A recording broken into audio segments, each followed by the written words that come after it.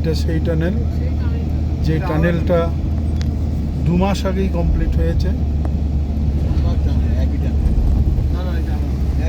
আমরা যাওয়ার সময় ওদিক থেকে যাওয়ার সময় গেছি ওদিক থেকে এদিক থেকে 2 মাস আগের তৈরি করা প্রধানমন্ত্রী সড়ক যোজনার টানেল।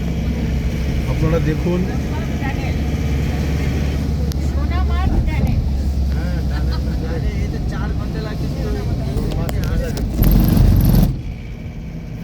ढुके गए আমরা टनल